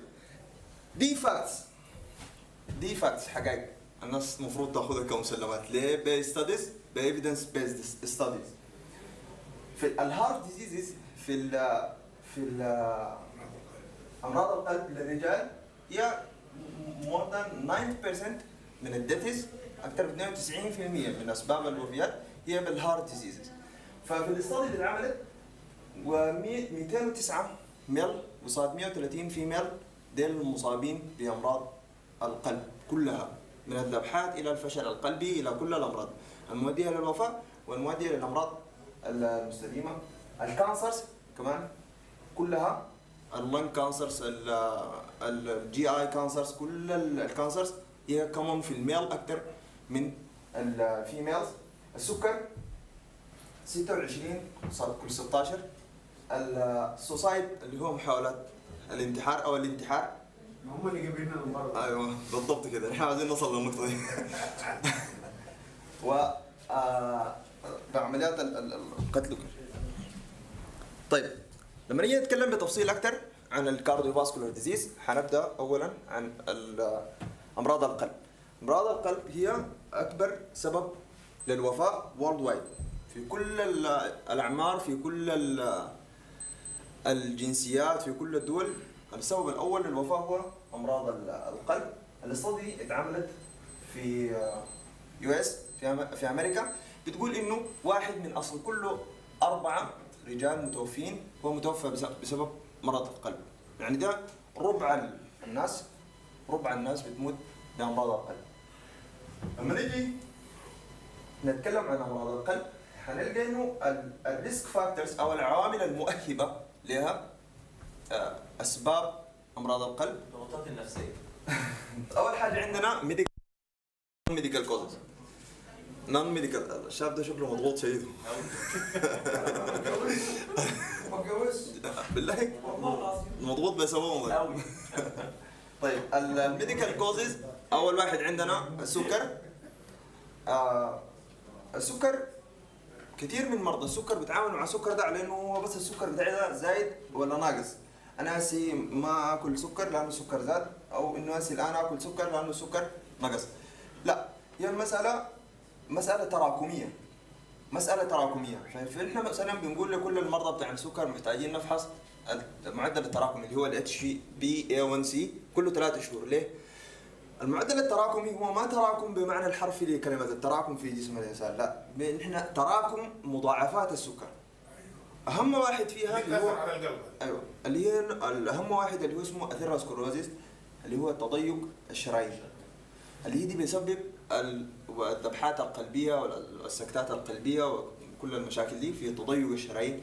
ده اللي بيؤدي الى عدم الاحساس في الارجل، ممكن يؤدي لبتر الرجل، التغذيه الدمويه ما واصله كويس. نعم، فدي اكبر الاسباب. 2 عندنا الاوفر ويت والاوبيسيتي. السمنه هي مشكله حاليا حقيقيه، كل العالم بيعاني من السمنه. يعني نسبه كبيره جدا من البوبوليشن they are suffering from obesity and we have to treat the obesity as a disease. السمنه المفروض تعامل كمرض.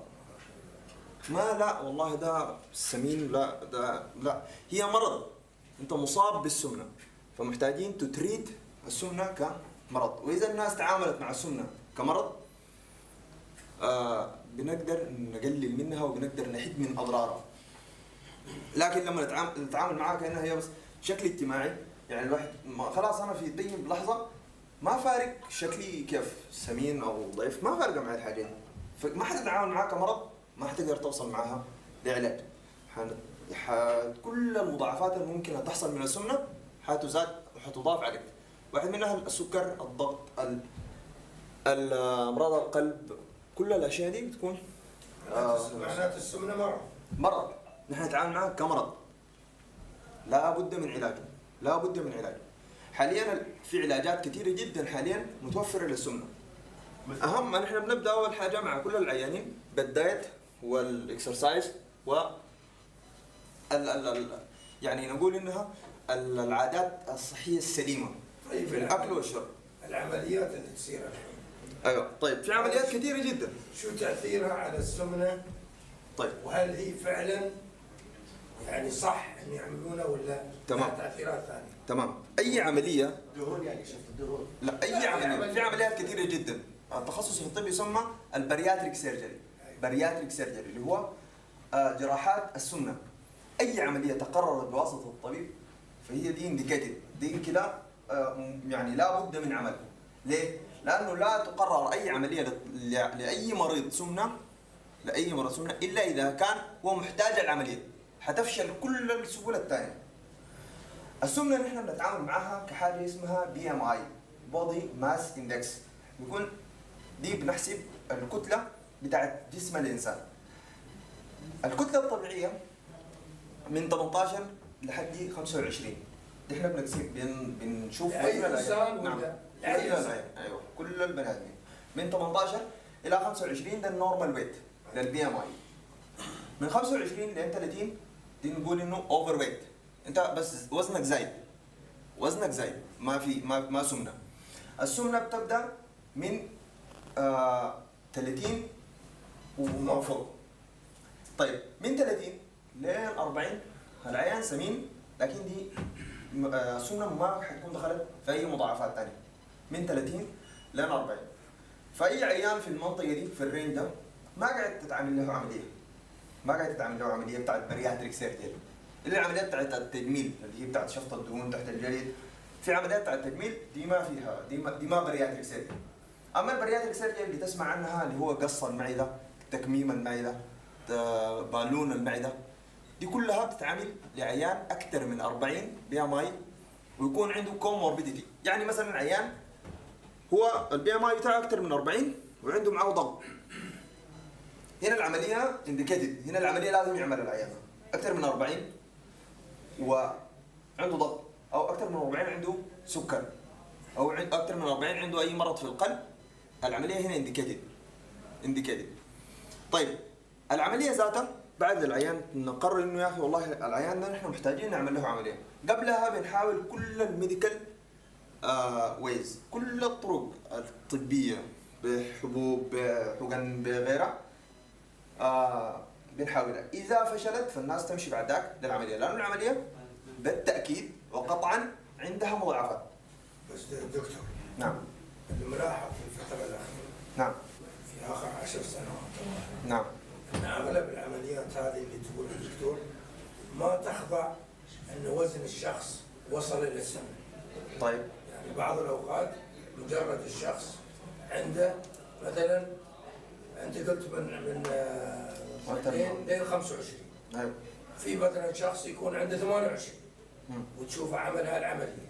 طيب. في شخص عنده مثلا 30 وعمل هالعمليه. طيب.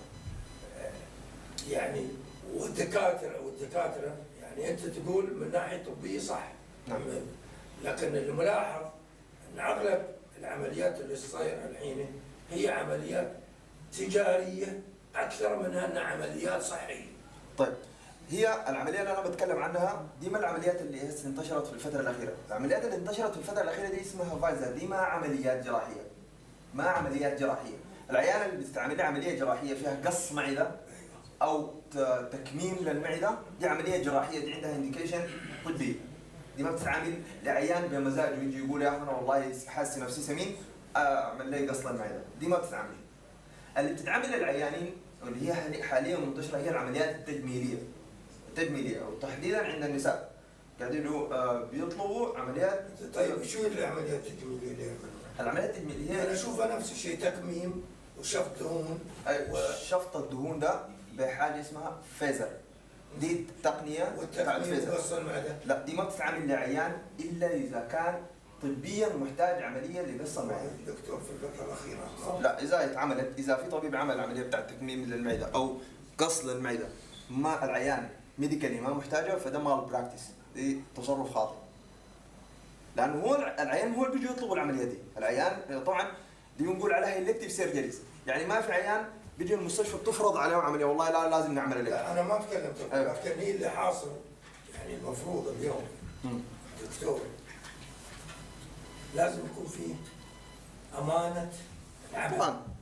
طبعا امانه العمل، يعني مثلا انا مريض جيت عند الدكتور قلت ابغي هذا العلاج، انا كدكتور انصح لان انا مريض ما اعرف شو عندي. نعم.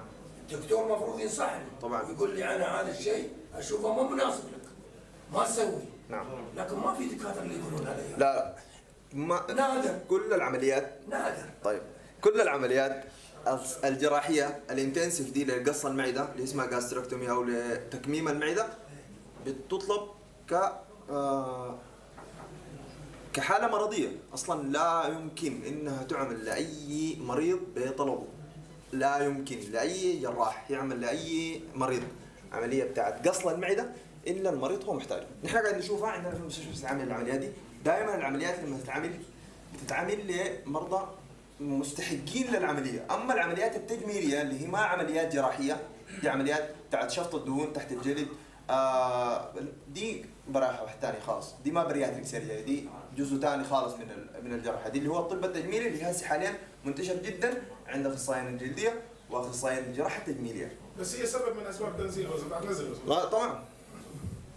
طيب ده الكارديوفاسكولار ديزيز، معلش حنمشي سريع شويه عشان لا ما في مشكله. طيب دي الاستروك هي السكتات الدماغيه، دي دائما قاعد تحصل جلطات في الدماغ في الشرايين او في الاورده الدماغيه، ممكن يحصل انفجار في بعض الشعيرات الدمويه بيسبب نزيف في الدماغ. دي كمان الميلز اللي هو النزيف الداخلي. ايوه النزيف داخلي للدماغ. دي السبب الخامس لوفاه الرجال اذا حسبنا ترتيب الاسباب، قلنا السبب الاول هو الكارديوفاسكولار ديزيز او امراض القلب، السبب رقم 5 شيوعا هو السكتات الدماغيه، السكتات الدماغيه. طيب الاسباب اهمها واولها التدخين كسبب اساسي لتضيق الشرايين والاثيرس كلوريدس. الاوفر ويت والاوبيسيتي الثاني حنرجع لنفس السمنه وزياده الوزن في واحده من اسباب الستروك. السكر واحد من الاسباب كمان، لانه السكر كمان قلنا بيسبب تضيق في الشرايين. الدرينكينج الكحول هنا مكتوبه تو ماتش ده عشان نصلح الكلام للناس يعني. لكن كل الكحول هو واحد من الاسباب. هل الاسترس منهم؟ لا كميديكال كوز لا، لكن الاسترس ممكن يزيد الضغط بصوره عاليه، زياده الضغط ممكن تعمل نزيف. طيب عندنا اللنج كانسر. اللنج كانسر اللي هو سرطان الرئه، هو 60 ل 65% common في الميلز more than الفيميلز، تمام؟ اللنج كانسر. طيب 60 ل 65% من اللنج كانسر of all new lung cancer diagnosed are among people who have never smoked. طيب قلنا 60 ل 65% من الحالات اللي تشخصت جديده لسرطان الرئه هي لنون سموكر، لناس غير مدخنين. عشان ترد عليهم 60 ل 65% من الحالات لنون سموكرز. ليه؟ لانها هي انواع سرطان الرئه، ففي نوع من سرطان الرئه لا يصيب الا المدخنين، واخر لا يصيب المدخنين، يعني دي رد بالك. طيب في واحده من الاشياء الثانيه اللي هي الاكسبوجر تو سكند هاند سموكر، اللي هو التدخين السلبي، او كلنا دائما نسمع عن التدخين السلبي. يعني انت تكون جالس يوم داخل الاكسبوجر للكارسينوجينز ناس الاسبستوس وكذا، دي دائما في عمال المصانع وعمال المناجم. عندنا البروستات كانسر اللي هو سرطان البروستات. سرطان البروستات طبعا بالطبيعه لا يصيب الا الرجال، لان النساء ليس لديهم بروستات. اثنين البروستيت كانسر. البروستيت كانسر هو أكثر كانسر كومن، أكثر كانسر شائع الحدوث في كل الكانسرز. بيقولوا إنه النسبة بتاعت البروستيت كانسر بتكورسبوند العمر 50% من من العمر 50 عندهم بروستيت كانسر، 60% عندهم بروستيت كانسر في ناس 60 سنة، 70 سنة 70%، 80% حسب السن. نعم. دي طبعا حاجة تقريبية، ده ما قاعدة، دي ما قاعدة، لكن في دراسة أمريكية لقيت إنه كل المرضى المتوفين بعد عمر 80 في تشريح الجثث يتوجد عندهم بروستات كانسر. 100% من الناس اللي توفوا بعد 80 سنة، من الرجال اللي توفوا بعد 80 سنة في الأوتوبسي اللي هو التشريح بعد الوفاة، نعم، اكتشف إنه كان عندهم بروستات كانسر. طيب سألت سؤال إنه هل هو خطير أو لا؟ ما في كانسر ما خطير، وأهم ما في خطورته، أهم ما في خطورة الانتشار. البروستات كانسر إذا كان في البروستات نفسها وتم استئصال البروستات فالموضوع انتهى خلاص، الكانسر شلناه. لكن الانتشار مشكلة كبيرة جدا، والانتشار لا يشترط وجود الكانسر الأساسي في وقت الانتشار إلا إذا عالجنا في الأول. عشان كده بعد استئصال المرض العيان بيعرض لعلاج إشعاعي وعلاج كيميائي لمنع انتشار المرض. البروستات كانسر أول منطقة بينتشر له هي العظام، وأول عظام أول جروب بتاع عظام بينتشر له هو السلسلة الفقرية. عشان كده قاعد تحصل عندهم حاجة اسمها باثولوجيكال فراكشرز، السلسلة الفقرية في أسفل، فبتحصل عندهم كسور مرضية. الكسر في نوعين من الكسر، في كسر مرضي وفي كسر بتاع التروما. اللي بيحصل عندنا في الميدان ده الكسر بتاع التروما، مش كده؟ إنه اللاعب وقع أو إنه حاجة ضرب بها وكده. لا، في واحد كسر ما عنده سبب زي ده. يعني في عظام قوية في طبيعة حال، مثلا عظم الفخذ لا يمكن كسره بسهولة لا يمكن كسره. لكن إذا أي مريض بس إنه سليب داون وتكسر الفخذ، طوالي بنفكر في الباثولوجيكال فراكشر، لازم يكون في سبب يخلي الكسر ده يحصل، لأنه ما من السهولة إنه عظم الفخذ يتكسر، ما من السهولة إنه يتكسر عظم السلسلة الفقرية. فأي كسر في عمر بعد 45 سنة من أول حاجة بنفتشها هي البروستات كانسر والكدني كانسرز أو اللي هي بتاع الكلى. طيب ده السكر كل الناس تعرف عنه تماما. عندنا نوعين من السكر. نعم، من تمام كله جاي تمام. السكر كل الناس تعرف السكر تماما، هو نوعين، تايب 1 diabetes and تايب 2 diabetes. تايب 1 ده اللي هو دائما بيكون في الناس الصغار في العمر وبيبدا من بدري جدا، والتشخيص بتاعه بيكون في اليونج ايج، في التين ايج، يعني 13 14 15 تين ايج. والتايب 2 دائما هو الليت اونست. في التايب 2 بيكون عندنا الانسولين موجود في جسم الانسان لكن بصوره اقل، فتسمع انه ياخذوا حبوب اورال بتساعد في موضوع ايوه، ومشاكله ومضاعفاته اقل كثير من تايب 1. اما تايب 1 ده البنكرياس بيكون ما شغال خالص، فبندي العيان انسولين من سينسيتيك اللي هو انسولين مصنع. حاليا طبعا في تطويرات كثيره في الطب، الناس تعمل حاجه اسمها ارتفيشال بنكرياس اللي هو بنكرياس صناعي. البنكرياس الصناعي ده بيركب للعيان، بيعمل ريدنجز براهو لمستوى السكر وبيدي سكر، بيدي انسولين قدر كميه السكر اللي موجوده في جسم الانسان. تفضل. في مرحله تعتبر هي مرحله ما قبل السكري، ايوه قبل ما يصاب نعم بالنوع الثاني. نعم. يعني شو دكتور شو النصائح اللي تقدر تعطيهم منها قبل ما كان بيجيب لنا كل شيء بعدين. تمام. يعني بيقول بس الامراض. ايوه تمام. انا اكلمك عنها، هي دي اسمها بري دايابيتس. ايوه، بري دايابيتس هي المرحله قبل تشخيص السكر، او المريض يسمى بري دايابيتك اللي هو قبل السكر. فاحنا محتاجين تكون قرآن المسألة دي ونكلمك عنها ان شاء الله، نتكلم عنها بعد شويه. طيب ده الديبريشن والسوسايد اتمتس اللي هي الاكتئاب ومحاولات الانتحار، كمان نسبتها على وربنا يحمينا منها، نحن ناس مسلمين مسألة ما عندنا كثير. لايف اكسبكتنسي. طيب ده سؤال عشان نبدا بعد البريفنشن بتاع كل المشاكل اللي تكلمنا عنها دي. واي ار مين ات ريسك؟ ليه دائما الرجال هم في عرضه عن الكلام اللي قبل تكلمنا عنه انهم اعلى في الكارديو فاسكولار ديزيز، في الكانسرز، في كل المشاكل؟ اول سبب، اهم سؤال. ايوه اول سبب بيولوجي صح. هو واحد من الاسباب معلش. طيب اول حاجه الهيلث كير كفرج او التامين الصحي ده كاحصائيات، الكلام اللي نتكلم عنه ايفيدنس كاحصائيات. التامين الصحي للرجال اقل كثير جدا من النساء. الرجال اللي عندهم تامين صحي عندهم انشورنس كارد اقل كثير جدا من النساء اللي عندهم انشورنس كارد. ليه؟ لانه لو لاحظنا في اسرنا يعني بتكون حريص على التامين الصحي بتاع اسرتك اكثر من انك على نفسك. يعني انا والله انا فت، انا كويس، انا ما عندي مشكله، انا فنسبه التامين الصحي للرجال اقل كثير من النساء.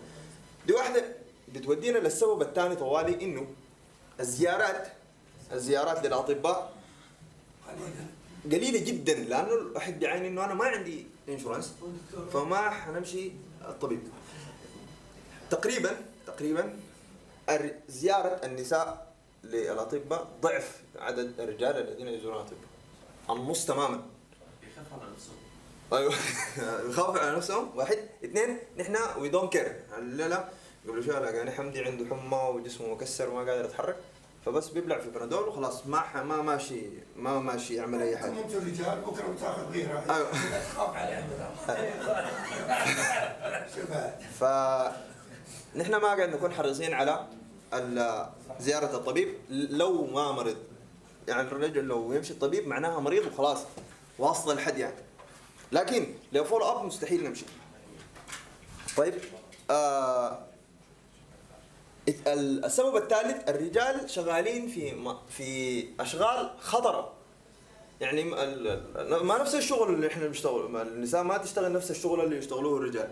الرجال شغالين في مناجم الفحم اللي هي تعمل اللنج كانسر، ما في مالسفياك، عشان كده قلنا ان هي النسبه اعلى. طيب احنا اعمالنا الخطره دي بعد الاعمال الشاقه اللي بنعملها في بيئات غير صالحه فيه، احنا ما قاعد نراعي للناحيه الصحيه لانفسنا اطلاقا يعني.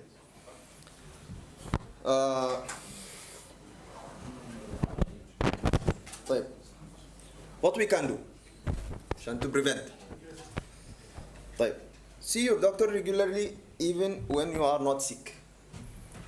محتاجين يكون عندنا زيارة دورية للطبيب. حاليا يا اخوانا اتعمل التخصص في الطب اللي اسمه الفاميلي ميديسين او طب الاسرة، عشان ايوه عشان يكون في زيارات ريجولر للطبيب، ما تحتاج انه المريض يمشي المستشفى ومقابلة اخصائي وحجوزات مواعيد والتفاصيل دي اقل. WHO لما كان عملوا مؤتمر الصحة العالمي قالوا انه التارجت يكون في طبيب لكل 10 اشخاص. دي الرؤية اللي زادت بها عدد كليات الطب في الدنيا، وانه عشان الناس تمشي الفاميلي ميديسين، ما عشان تمشي الديرماتولوجي والتجميل لا، عشان الناس يكون عندها المفهوم بتاع الفاميلي ميديسين، انه محتاجين كل اسرة يكون عندها طبيب.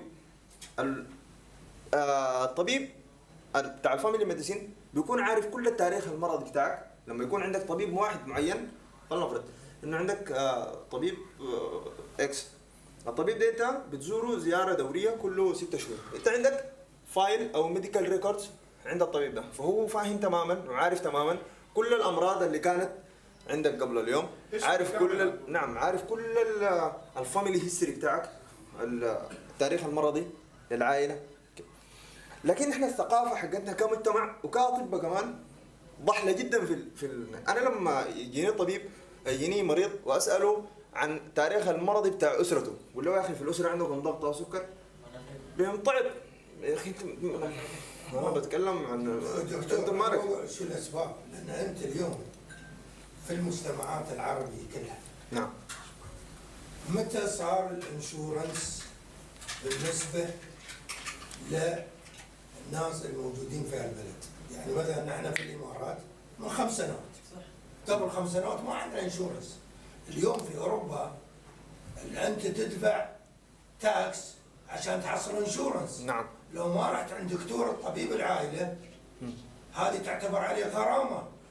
يعني دكتور العائله هذا لازم انت تروح له، اذا ما رحت له لن تعالج في المستشفيات الثانيه الا بفلوس وبفلوس اعلى. لا، ولا يمكن استقباله. أيوة. الا في حاله طارئه. ايوه، فهذا المفهوم اللي دخل جديد، لو الحين انت مثل ما تقول كلامك صحيح، لكن لو هذا المفهوم في المجتمعات العربيه صار له من 30 او 40 سنه اكيد الناس كلها بتروح، لكن هذا المفهوم جديد. طيب. عشان نعم. كذي هذا نعم. في تغير يعني. فنحن محتاجين انه نزيد ثقافه المجتمع وثقافه الاطباء كمان. نعم. انه الاطباء كمان يعني عشان نبعد من موضوع التخصص، انه اللي اي طبيب ماشي في التخصص ماشي جراحه ماشي اطفال ماشي. لا، نحن محتاجين انه الناس تمشي اكثر. طبيب الاسم اهم شيء. هنا في دولة الإمارات واحدة من أحسن الحاجات في الكارير بتاع الأطباء إنه هنا إذا كان الطبيب عنده عضوية أو زمالة كلية أطباء الأسرة البريطانية، هنا في الإمارات التعامل معه أسهل شديد، ودي واحدة يعني حاجة تحفيزية كبيرة شديد للأطباء إنه يمشوا على المجال ده هنا في الإمارات تحديدا. الفكرة الأساسية الحاجة اللي أنا بتكلم عنها واللي عاوزين نوصلها إنه هي زيارة الطبيب الدورية regardless، ما عندك سبب. مثلا أنا حاليا موجود هنا في الأكاديمية مع ناس عصام ديل، كل يوم بلاقيهم، لكن ما بلاقيني إلا يسلم عليه السلام عليكم، لكن ما حصل يوم قال لي يا دكتور يا أخي أنا دارنا نشوف نكشف على الحاجة الفلانية أو نفحص الحاجة الفلانية أو نقول ما حصل الكلام. احنا موجودين يوميا هنا في الأكاديمية هنا يوميا جدا. فنحن محتاجين نخلي يكون في زيارة دورية للطبيب. 3 شهور ولا 6 شهور؟ هي دائما بنقول إذا فيها abnormal findings إنه في حاجة وجدت ما طبيعية نخليها فترتها أقل، يعني كل 3 شهور لازم نعمل التشيك اب ده. لكن إذا كانت كل الفحوصات طبيعية فبعد 6 شهور نعمل الفحص ده. تمام؟ معلش تأخرنا نحن، الشباب بيقولوا إنه أخذنا زمن كتير. بعدها نتكلم عن واحدة من الحاجات اللي هي السكر، واحدة من الحاجات الأساسية في الموضوع. إذا كنا التزمنا بالكشف الدوري وإنه نعمل الفحص كل 6 شهور أو كل 3 شهور، وجدنا إنه السكر عندنا قيمة معينة، السكر والمريض صايم المفروض يكون أقل من 100 ملغ بير ديسيلتر، كويس؟ العيان بيعتبر بري دايابيتيك، لا يشخص بسكر إذا كان لحد 120، من 100 لحد 120 لا يشخص بسكر، بنقول إنه بري دايابيتيك. فإذا جيت اليوم لروتين تشيك اب وعملنا، ما في حاجة تخليك تعرف إلا تفحص السكر ده، ما في، وما حيكون عندك أعراض، مستحيل يكون عندك أعراض. فمعناها أنت محتاج تفحص السكر ده كل 3 شهور أو كل 6 شهور. إذا لقينا عندك الابنورمال فايندينج دي ما حنقول لك 3 شهور بتاع السكر، حنقول لك كل شهر تعال، كل شهر نعمل كشف للسكر. في الأول ده ما في علاج بيبدأ، حتى إذا تشخصت بسكر، إذا السكر بتاعك توجد 140 ما بنبدأ علاج، ما بنبدأ حبوب خالص. بنقول إنه دايت كنترول واكسرسايز، نقول لايف ستايل موديفيكيشن، تغيير أسلوب الحياة، من الأكل، من الرياضة، من ونكون متابعين معك. إذا وجدنا إنه السكر ماشي يرجع للنورمال بنقول لك ستريكت الدايت، واصل على نفس البرنامج اللي أنت حاليا موجود فيه خلاص. إذا لا فإحنا حنستارت ميديسين، والعلاجات ذاتها بنبداها بالترتيب، بترتيب معين مع أي علاج. والسلام عليكم ورحمة الله. يعني تلقى في البيت واحد في 2 أو 3 عندهم سكر، أي واحد علاجاته مختلفة تماما عن الثاني، ما في حاجة بتحكم المسألة دي إلا إنه السكر بتاعك مستواه قدر شنو، المضاعفات اللي أنت وصلتها قدر شنو. فأنا والله بعرف عيانين مشخصين بسكر عاشوا سنين طويلة جدا من غير حبة علاج واحدة بس، لأنه الفولاب والريجولار فولاب، وكان العيان بيكون ستريكت مع اللايف ستايل اللي بيتكلم عنه الطبيب. فلا بد من الكشف الدوري، لا بد من الكشف الدوري. إذا كان كله نورمال فايندينج حنقول إنه هنعمله كل 6 شهور، إذا كان اب نورمال فايندينج حنقول كله 3 شهور. 2 في حاجة كمان برضه ما حتعرفها، مثلا إذا كان عندنا مشكلة بتاعت كوليسترول اللي هو الليبيد بروفايل، كل الكوليسترول زي ما في سبب، ما في عرض الا تجيك ذبحه صدريه اللي هي فيها حياتك، صح؟ فيها الحياه تماما. ف بالكشف الدوري برضه كمان حنكون متابعين مع الليميت بروفايل، نشوف الليميت حقه، نشوف الزياده النقصان التفاصيل دي.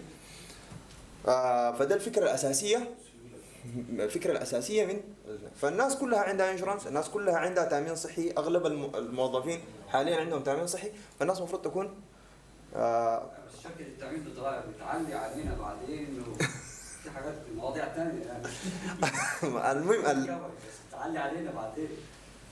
طيب هو عموما السياسات بتاعت التامين كثيره شديد، والتامين اصلا نحن عشان انا اطلب لك فحص للسكر ده، التامين انا محتاج اقول له سبب للفحص. ما حيقبل لي لو قلت العيان ده كل شهر ده يجي يفحص، التامين اصلا ما حيرفض المساله دي. الدكتور على معناتها تجاره. لا ده شنو؟ المفروض انا ما دام عندي انشورنس نعم على الاقل لازم من حقي لي تشيك اب، فول تشيك اب طيب في السنه مرتين الحاجه دي حسب سني. لا ما يلا الحاجه دي بتعتمد على فئه التامين بتاعتك، احنا حسب سياسات التامين هنا احنا ما والله دي ما التامين انا لو تدفع 100% بعد بيقول لك لازم سبب عشان تسوي فحص. هذا التامين. طيب دي يا اخوانا واحده من النيوتريشنال نيدز بس اللي محتاجين نكون عارفينها دائما. اخر حاجه عشان نختم، ما الموضوع طوال شديد. فدي نيوتريشنال نيدز نحن محتاجين انه دي حاجات تغذويه ومحتاجين انها تكون دائما مصاحبانا في النظام الغذائي بتاعنا دائما، لكل الاكسرسايزز، لكل اذا كنت بيد ريدم. فاحنا لازم انه يكون عندنا الفيتامينز بانواعها. فيتامين دي زي قبل شو كنا نتكلم عن الفيتامين دي والشمس والتعرض للشمس. صراحه ما في تعرض حقيقي للشمس، حقيقي ما في. الشمس كثيره شديد لكن ما في تعرض حقيقي. ليه؟ لانه الناس دائما في سيارات، في المكيف، في الصن بلوك، في حتى التعرض للشمس نعم ما كفايه. التعرض للشمس اصلا مو تعرض للشمس صحيح. نعم لان انت التعرض للشمس في اجزاء من جسمك اللي هي ترفع نسبه صح فيتامين د، لازم افقادك صح، لازم هنا كلامك حقيقي. وهذه ما تيجي الشمس تعرض على راسك وبس. بس خلاص. وصراحه صراحه كمان استفاده الادلت، الناس الكبار من الشمس اقل، حتى اذا توفرت الاسباب دي استفادتهم اقل من الاطفال في العمر الصغير، اقل كثير شديد. يعني الطفل الصغير الصباح لما امه تعرضه للشمس بيستفيد اكثر كثير جدا من الادلت من الشمس. فعشان كده محتاجين للتشيك اب. هنا لاحظت قبل شوي كنت اتكلم مع الكوتش، لاحظت في كل الناس اللي تعمل لهم فيتامين دي تشيك قاعد يكون كلهم اقل. الحين الناس كلها تقريبا تعمل لها تشيك صح؟ ان شاء الله يكون انكلودد في الباكج بتاعت كلهم اللي عندك قاعدين الحين كلهم فيتامين د نازل، انا اقول لك كلهم. ايوه. فنحن هسي في مثلا في العوير الناس بدات تشوف علاجات للاطفال. في العوير مثلا بدينا انه نعمل العلاجات للشباب الصغار. بعدها ممكن نشوف هنا ان شاء الله في الاكاديميه هنا اي عيان يتعمل له الفحص. التداوي هو الفيتامين دي مكنسل في كل التامينات، ما في تامين بيقبل الفحص بتاع الفيتامين دي. فلكن تلقى انه المستشفيات تعمل اوفرز على القصه، تعمل تفاصيل زي دي. يعني ده فيتامين دي، البي 12 والكالسيوم والمغنيسيوم والبوتاسيوم كده. كل المالتي فيتامينز دي نحن محتاجينها من اي سورس. زي ما قال قبل شوي دكتور تمستر، دائما الفود سورس احسن من اننا ناخذها كسبلمنت، لكن الحاجه دي قاعد تفرق. يعني احنا قاعد نكون صراحه مطحونين مع الدوام، على اساس انك انت تمشي تشوف الاكل شنو اللي تاكل، فعشان كده الناس قاعد اغلب الناس قاعد تاخذ سبلمنت. ايت بريكفاست دي حاجه مهمه جدا. بريكفاست اهم حاجه يعني لو باقي اليوم ما اكلت خالص ما في مشكله، خليه يمشي سناكس، لكن بريكفاست لازم تو هاف ا بريكفاست انا هيلثي بريكفاست. لازم يكون فيه خضروات، لازم يكون فيه فواكه، لازم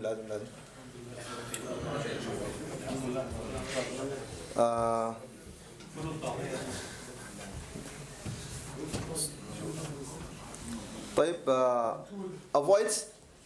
avoids الشوجرز يا اخوان. السكر ده الناس تبعد منه. عندك سكري ما عندك سكري، الناس تبعد من السكر.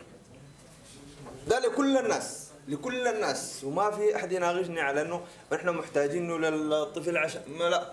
السكر اي حاجه الجسم بيتعامل معاها في النهايه كجلوكوز، اي حاجه الجسم حيحولها للنهايه لانها جلوكوز، لانه الجسم ما بيتعامل مع اي حاجه الا انها جلوكوز. فاحنا محتاجين نبعد من السكر، الشجر محتاجين نبعد منه تماما، والسويتنرز كمان.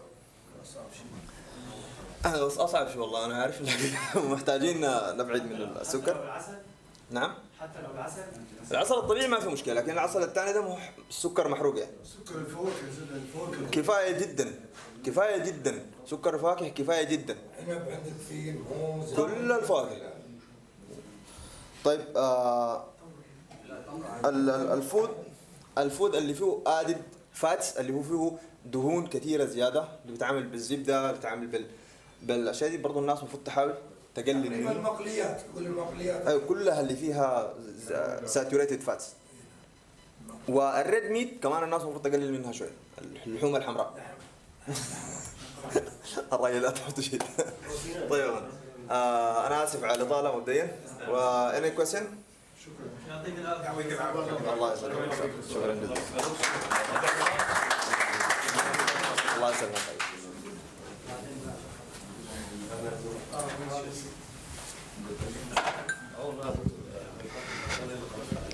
السلام عليكم. في نهاية اليوم أول شيء نشكر الدكتور على المحاضرة الطيبة، لأن فعلا الصحة أهم شيء، الصحة العامة. أنتم ريايل كل واحد فيكم يبغى ياخذ حرمتين وما أدري شو، صحة، حافظوا على صحتكم. فصراحة محاضرة قيمة بالنسبة للصحة. ونشكر قبل الدكتور مسلاف على محاضرته عن الإصابات الملاعب للجميع. ونشكر معنا سعادة الأخ ناصر نعيمي من اللجنة الأولمبية، مدير اللجنة الأولمبية، ودائما اللجنة الأولمبية مشاركتنا في كل شيء، فله الشكر منا شكر وافر. وانتم عارفين ان هاي كل الاسبوع الشركات كله يقام تحت رعاية مجلس دبي الرياضي، اللي نشكرهم جدا على هذا الموقف. ونحن بإشراف الإدارة التنفيذية في شركة كرة القدم في النادي.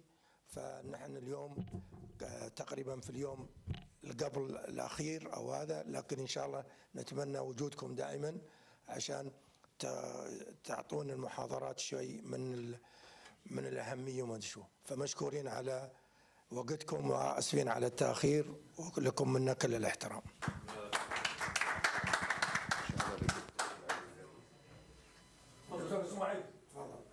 هاي اللجنة الأولمبية، تفضل. هذه شهادة